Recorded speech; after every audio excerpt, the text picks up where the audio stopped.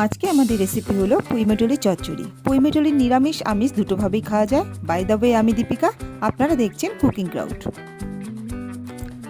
আমি এখানে 250 গ্রাম পুঁইমেটলি নিয়েছি, অল্প কুমড়ো নিয়েছি চৌকো করে কেটে, একটা গোটা মাপের আলু নিয়েছি চৌকো করে কেটে, 1.5 খানা পেঁয়াজ নিয়েছি কুচিয়ে, কাঁচা লঙ্কা নিয়েছি স্বাদ মতন, আর একটা মাঝারি সাইজের টমেটো কুচি নিয়েছি।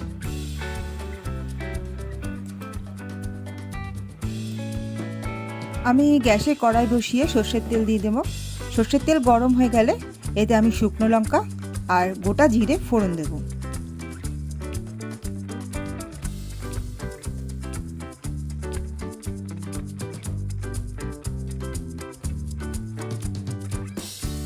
গোটা জিরে শুকনো লঙ্কা হালকা নেড়ে চেড়ে এর মধ্যে আমি আলুগুলো দিয়ে দেব ভাজার জন্য।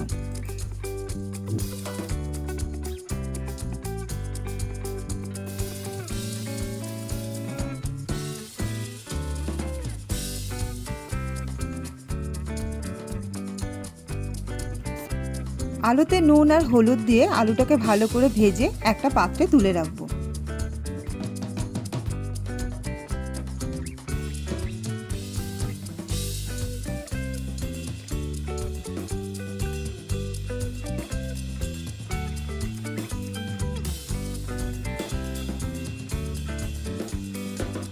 এবার ওই আলু ভাজার তেলের মধ্যেই আমি পেঁয়াজ কুচিগুলো দিয়ে দেবো।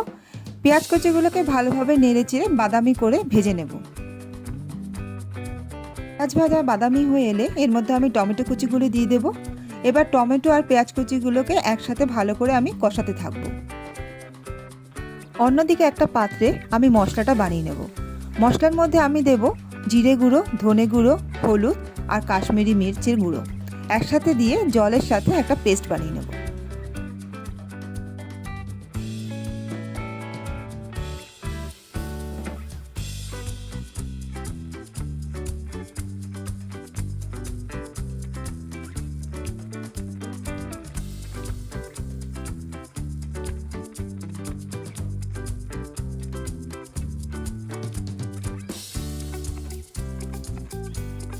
এবার এই মশলার পেস্টটাকে আমি টমেটো আর পেঁয়াজ কষার মধ্যে দিয়ে ভালো করে কষাতে থাকব।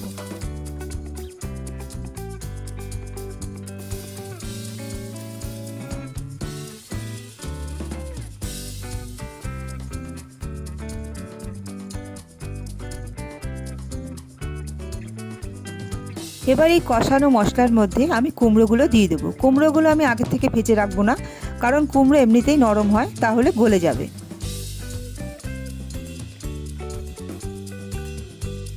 কুমড়োগুলো কষানো হয়ে গেলে আমি এবার এটার মধ্যে পুঁইমেটলিটা দিয়ে দেবো।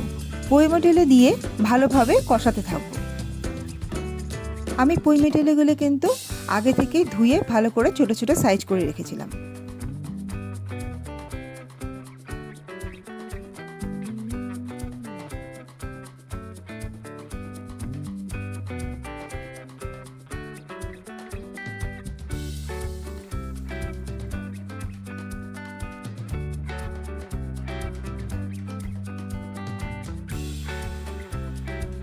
বেশ কিছুক্ষণ কষানোর পর আমি এর মধ্যে ভেজে রাখা আলুগুলোকে দিয়ে দেবো।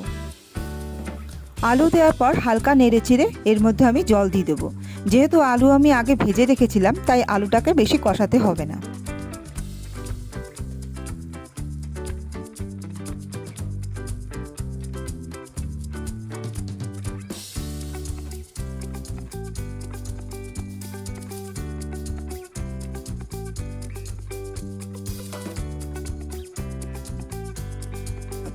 এর মধ্যে আমি 2-3টে কাঁচা লঙ্কা দিয়ে ঢেকে রাখবো। আপনি যদি ঝাল বেশি খান তাহলে কাঁচা লঙ্কার পরিমাণ বেশি দেবেন।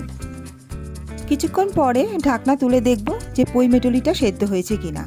যেহেতু আমার পুঁইমেটলি এখনও সেদ্ধ হয়নি, তাই আমি আবার ঢাকনা দিয়ে কিছুক্ষণ আঁচে বসিয়ে রাখবো।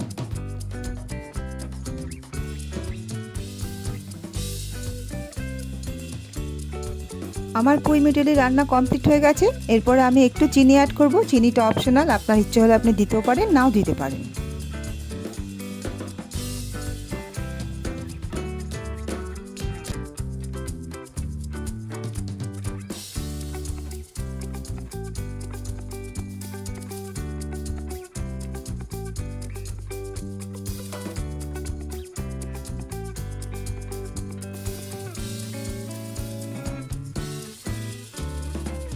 চিনি দিয়ে হালকা নেড়ে চেড়ে এবার আমি পইমেটুলিটাকে সার্ভিং বলে তুলে রাখবো।